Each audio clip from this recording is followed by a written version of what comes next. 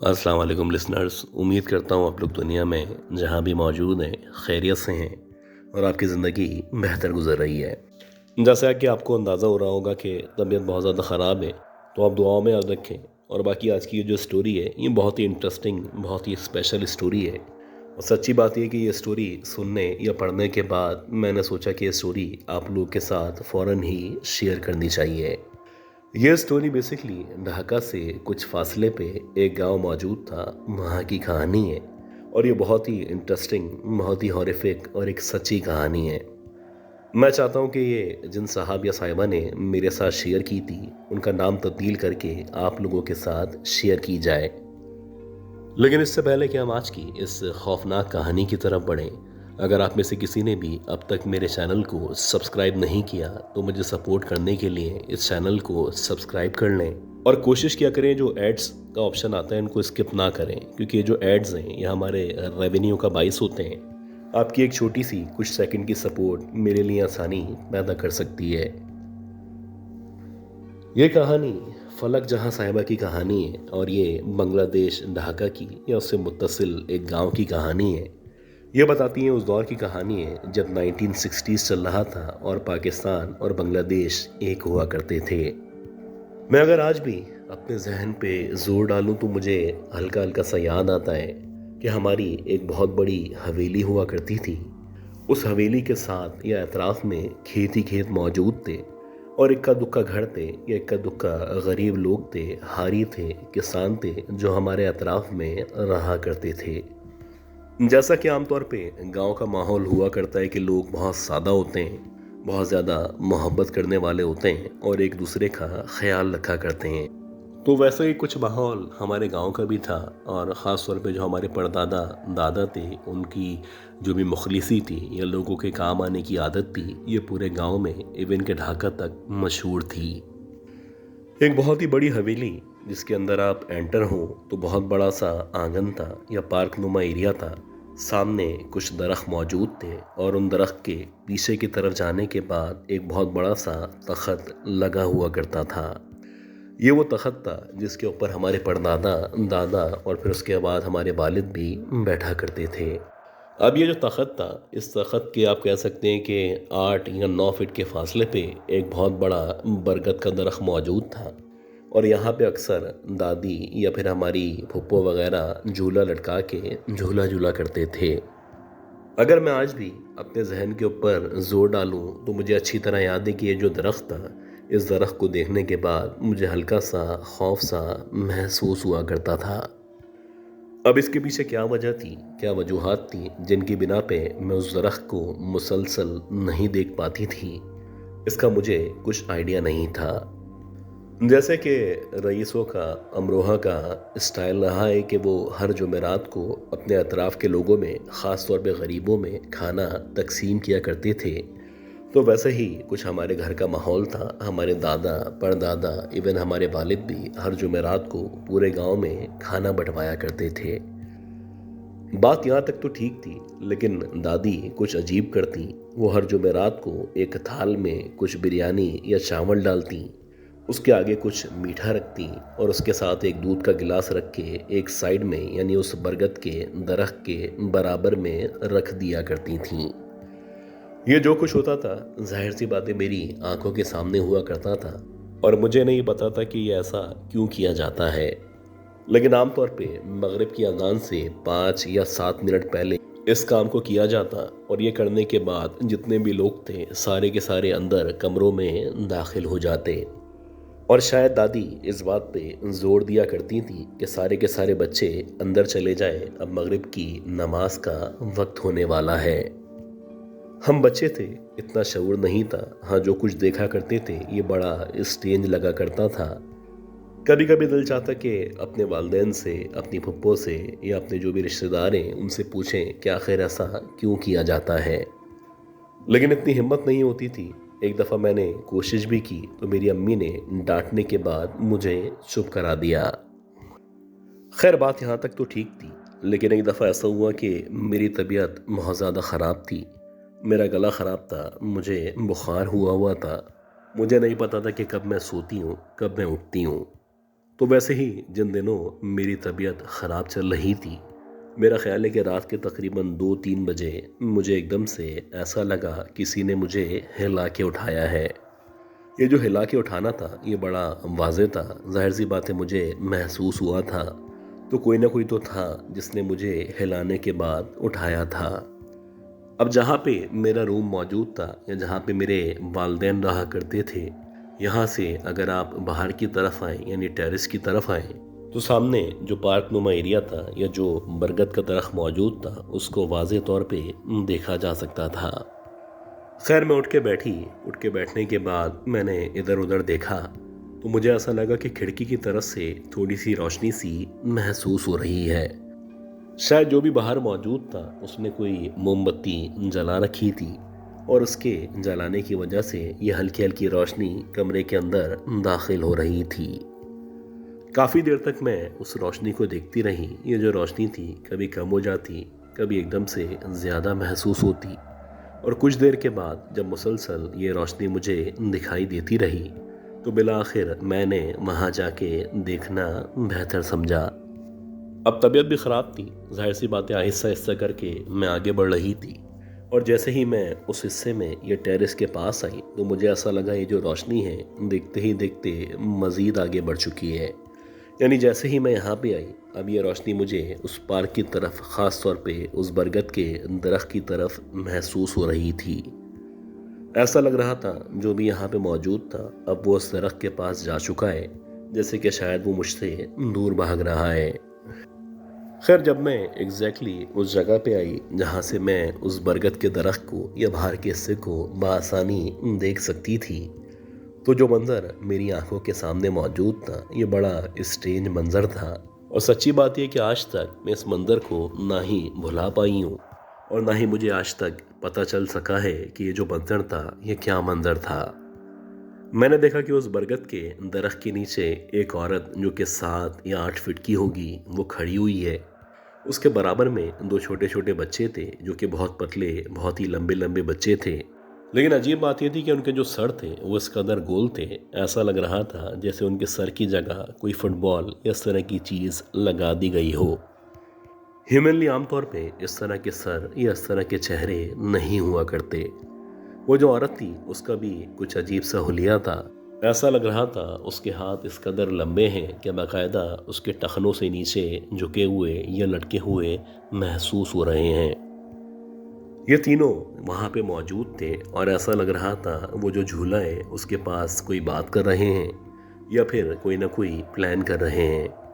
मेरा ख्याल है कि मैं तकरीबन 30 सेकंड तक या 1 मिनट तक उस मंज़र को अपनी आंखों से देखती चली गई, और इसी दौरानिए में इन तीनों ने एग्जैक्टली मेरी तरफ या मेरे ऊपर देखना शुरू कर दिया। अब जैसे ही उस अजीबुल खलकत मखलूक ने, उस औरत ने, उन बच्चों ने मेरी तरफ देखना शुरू किया तो मुझे इस सर्दी में भी ऐसा लग रहा था मेरे पसीने छूटना शुरू हो चुके हैं। मुझे लग रहा था कि अगले ही लम्हे ये जो भी मखलूक़ात हैं ये मेरे पास आएंगी और यकीनन मुझे किसी न किसी किस्म का नुकसान पहुंचाने वाली हैं। लेकिन अल्लाह का शुक्र है कि इसी दौरानिए में जिस कमरे में मैं मौजूद थी, क्योंकि मेरे वालिदैन भी वहीं पे मौजूद थे, तो एकदम से मेरी अम्मी की आंख खुली, और जब उनकी आंख खुली तो वो पीछे से मुझे पुकारती हुई मेरे पीछे आने लगी। अब जैसे ही मेरी अम्मी ने मेरी तरफ बढ़ना शुरू किया तो मैंने एक अजीब सा मंजर देखा। मैंने देखा कि ये औरत बहुत ही फुर्ती के साथ अपने बच्चों को लेके दरख्त पे उस तने के रास्ते चढ़ चुकी है, और ना सिर्फ वो दरख्त के ऊपर चढ़ी बल्कि देखते ही देखते ऐसा लगा दरख्त के ऊपर ये तीनों जाके गायब हो चुके हैं। अब जब मैं दरख्त पे गौर कर रही थी तो मुझे उस दरख्त के दरमियान आर पार दिखाई दे रहा था, यानी दरख्त के बीच में पत्तों वाले हिस्से में अब कोई भी मौजूद नहीं था। खैर मेरी अम्मी पीछे से आई, उन्होंने मुझे डांटा और डांटने के बाद कहा कि इतनी रात में यहाँ पे क्या कर रही हो। मैं हाँफते काँपते बमुश्किल उस दरख्त की तरफ इशारा कर पाई, और जैसे ही मैंने दरख्त की तरफ इशारा किया तो मेरी अम्मी ने मुझ पे दम दुरूद करना शुरू कर दिया, जैसे कि शायद उनको अंदाज़ा था कि जो कुछ मैंने देखा है या जो कुछ मैं देख चुकी हूँ वो मेरे लिए सरासर ख़तरे का बाइस है। इस वाक़े के बाद मेरा जो बुखार था वो मज़ीद बढ़ा और बुखार को कम करने के लिए मेरे इलाज के साथ साथ मुझ पे काफ़ी दिन तक दम दुरूद किया जाता रहा। लेकिन हाँ, इसके बाद से मेरे उस टेरिस में जाने से या उसके पास जाके उस दरख्त की तरफ देखने पे मुकम्मल तौर पे पाबंदी आयद कर दी गई थी।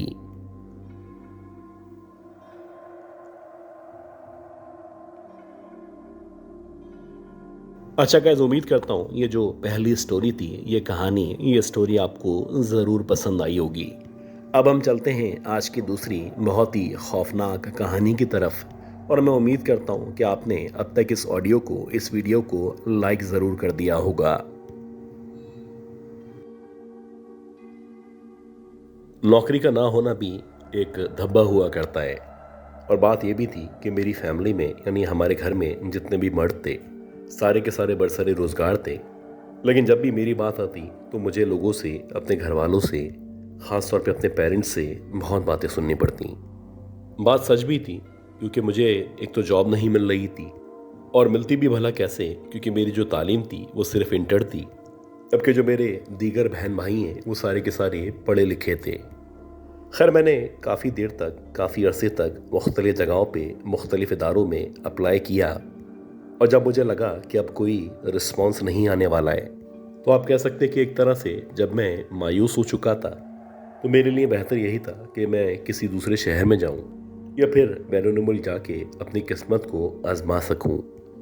उन्हीं दिनों जब मैं बैरून मुल्क जाने की कोशिश कर रहा था, या मेरा इरादा था कि कम से कम दूसरे शहर जाके नौकरी को तलाश किया जाए, इत्तेफाक से मेरी अपने एक पुराने दोस्त से मुलाकात हुई। और जब मेरी उस दोस्त से मुलाकात हुई और मैंने उसको अपनी परेशानी के बारे में बताया, तो उसने कहा कि एक सिक्योरिटी कंपनी है, वहाँ पे मेरा एक जानने वाला सुपरवाइज़र के तौर पे काम किया करता है। अगर तुम चाहो तो उस कंपनी में तुम जॉब हासिल कर सकते हो। खैर, मैंने शुरू में मना किया, लेकिन जाहिर सी बात है, मेरे पास जो ऑप्शन थे वो बड़े लिमिटेड थे। फिर बिला आखिर मैंने अपने दोस्त से कहा कि मैं इस जॉब को करने के लिए तैयार हूँ। उस इदारे में मैं गया।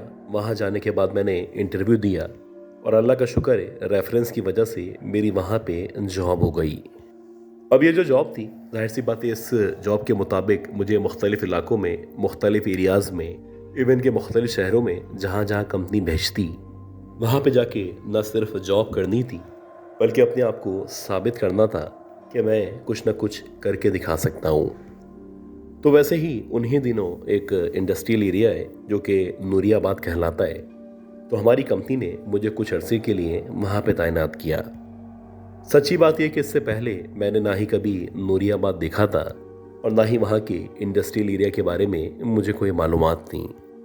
लेकिन जाहिर सी बात है, मेरी पहली जॉब थी, मेरा पहला असाइनमेंट था, और मैं चाहता था कि ये जो असाइनमेंट है, जो कि तकरीबन 3 महीने का था, मैं यहाँ पे ईमानदारी से काम करूँ और अपनी कंपनी को बताऊं कि मैं बहुत ज़्यादा कैपेबल और बहुत ही दयानतदार हूँ।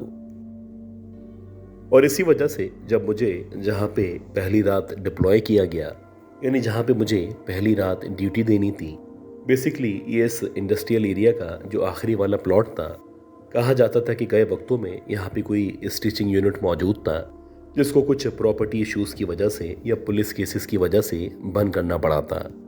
खैर, मेरी ड्यूटी उस फैक्ट्री के, जो कि अबंडन फैक्ट्री थी, बाहर लगा दी गई। अब मुझे इस फैक्ट्री की, इसके साथ साथ जो 2-3 और फैक्ट्रीज थी, वहाँ की हिफाजत करनी थी। और ये मेरी जिम्मेदारी थी कि ये जो भी 4-5 फैक्ट्रीज हैं, इन तमाम फैक्ट्रीज में मुझे हर कुछ देर के बाद चारों तरफ का चक्कर लगाना है। जैसे कि आमतौर पे जो सिक्योरिटी कंपनीज में जॉब करते हैं, उनको अंदाज़ा होगा कि सिक्योरिटी कंपनी वालों को, यानी जो भी इनके गार्ड्स वगैरह होते हैं, इनको कंपनी की तरफ से असला मिला करता है। तो वैसे ही मुझे भी असला फराम किया गया, और जब मैं पहली रात अपनी ड्यूटी पे पहुंचा तो मैं बहुत ज़्यादा एक्साइटेड था। मेरे जो ड्यूटी आवर्स थे वो रात के 8 बजे से सुबह के 8 बजे तक के थे, और मुझे बता दिया गया था कि अगर आपको रात में ब्रेक लेना भी हो तो आप ज़्यादा से ज़्यादा आधे घंटे का ब्रेक ले सकते हैं। खैर, जब मैंने अपनी जगह पे जाके अपनी ड्यूटी को स्टार्ट किया तो नया नया जज्बा था। मैं पूरी डेडिकेशन के साथ अपना काम कर रहा था, और हर थोड़ी देर के बाद ये जितनी भी फैक्ट्रीज़ हैं, इन तमाम फैक्ट्रीज़ के चारों अतराफ का जायज़ा ले रहा था। जो जो रात बढ़ती चली जा रही थी, वैसे वैसे इस इंडस्ट्रियल एरिया में न सिर्फ खामोशी होती चली जा रही थी, बल्कि रात के तकरीबन 1 या 1:30 बजे अब ऐसा लग रहा था जैसे मैं शायद किसी कब्रिस्तान के अंदर मौजूद हूँ।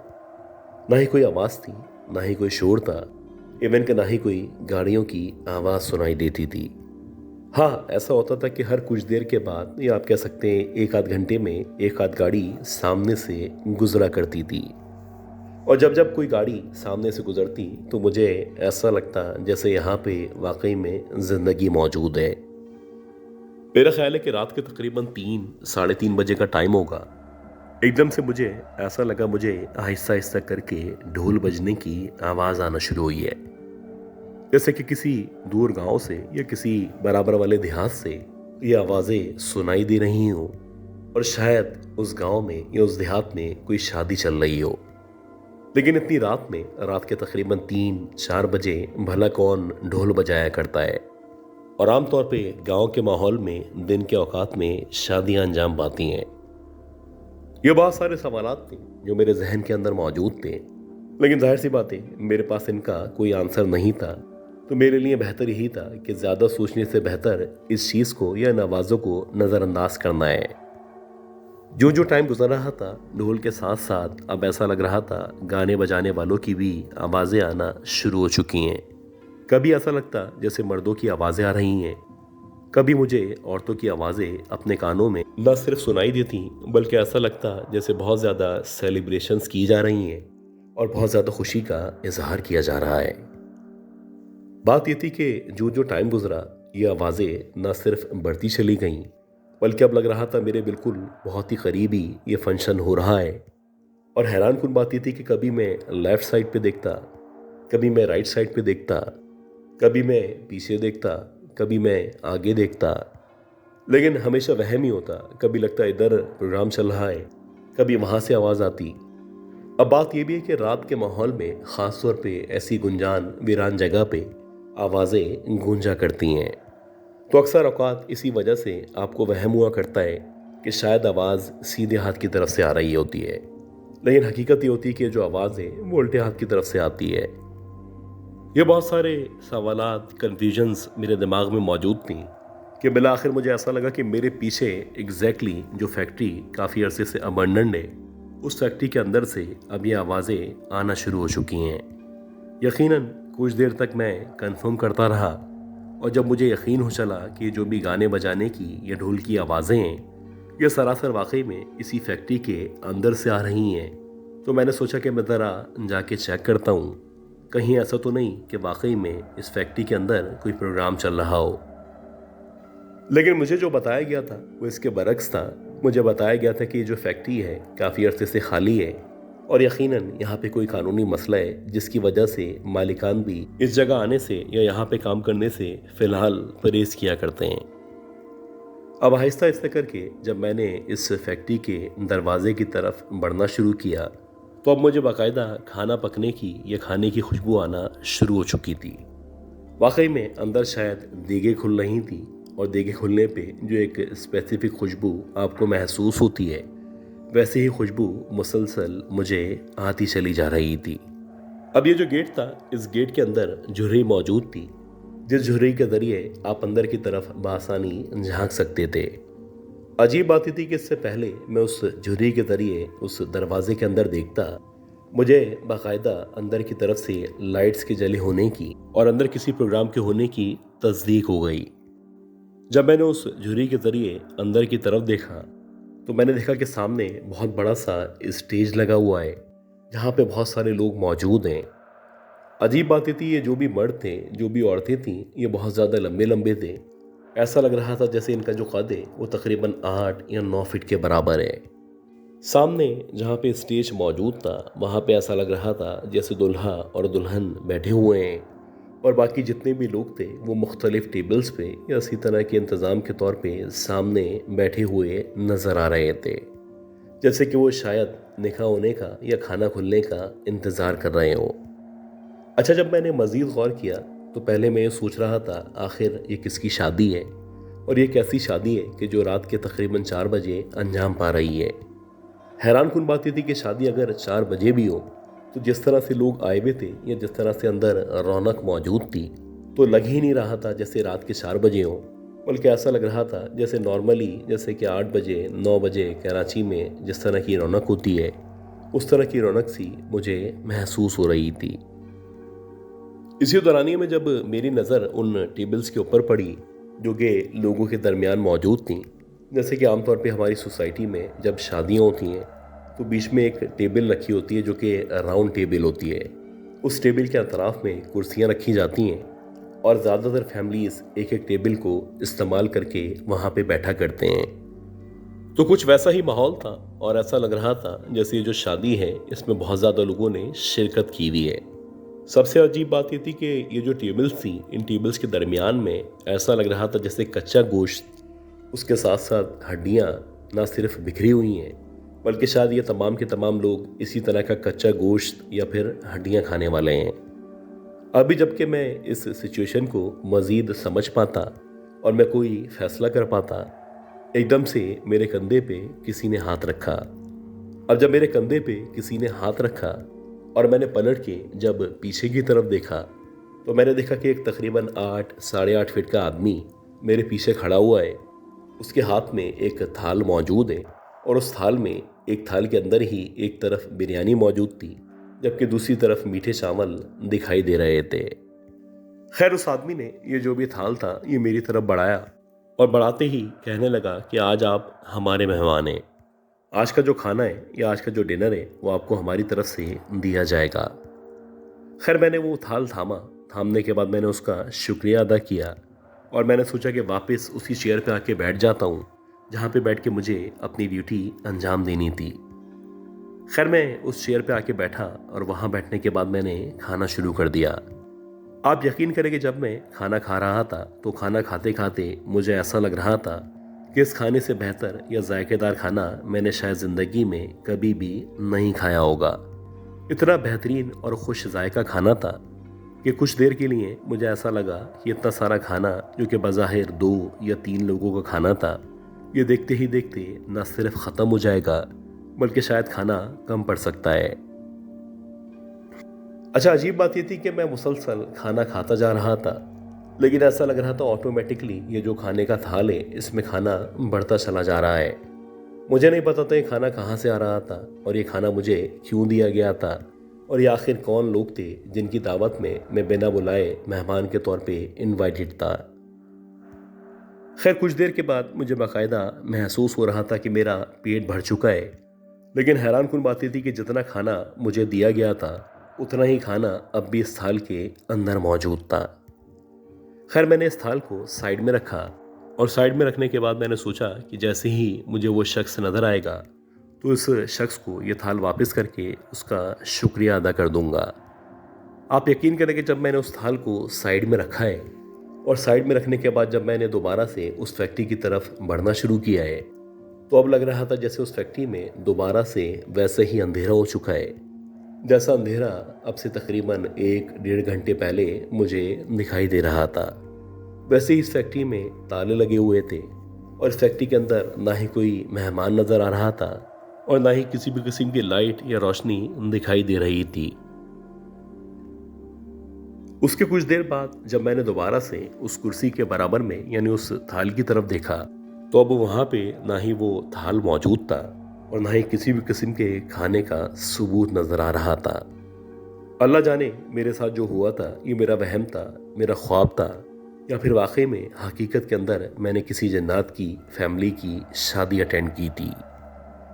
इस वाक़े के तकरीबन 2 या 3 महीने तक मैं इस वाक़े के ज़ेरे असर रहा और आप यकीन करें कि इस दौरानी में मेरा मुतादिद बार मुतादिद लोगों ने न सिर्फ इलाज किया बल्कि एक वक्त में तो एक आलिम ने मुझे ये कह दिया था कि अब बेहतर यह है कि तुम उस जगह जाने से या वहाँ पे नौकरी करने से परहेज़ करो। अल्लाह अल्लाह करके ग्रेजुअली मेरे जो हालात थे, मेरी जो तबीयत थी वो नॉर्मल हुई और उसके बाद मैंने जाके दोबारा से अपनी जो ड्यूटी थी उसको प्रॉपरली अंजाम देना शुरू कर दिया।